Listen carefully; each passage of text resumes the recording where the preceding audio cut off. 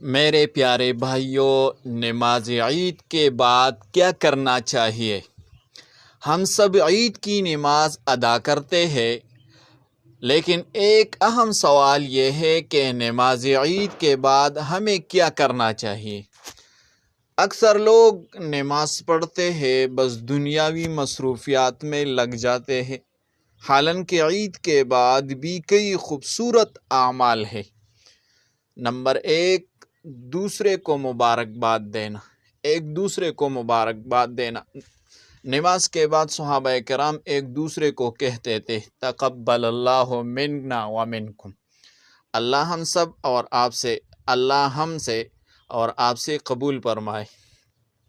Number 2، عید کی خوشی کا دن ہے، دل صاف کرے، ناراضگی ختم کرے اور بھائی چارہ قائم کرے۔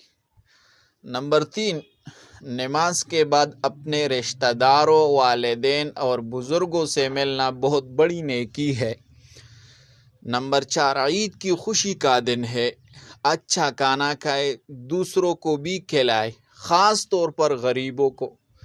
نمبر 5، اگر کسی نے ابھی تک صدقہ فطر ادا نہیں کیا تو فوراً کرے، اگرچہ نماز سے پہلے افضل ہے، اور مزید صدقہ بھی کرے۔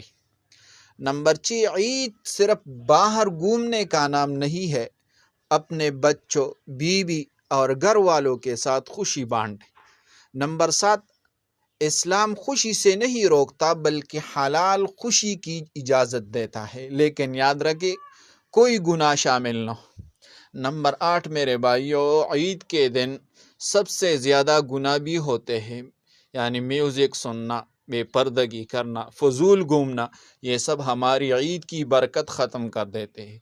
اب میں اختتامی بات یہ کروں گا کہ اللہ تعالی ہمیں عید کو صحیح طریقے سے منانے کی توفیق عطا فرمائے۔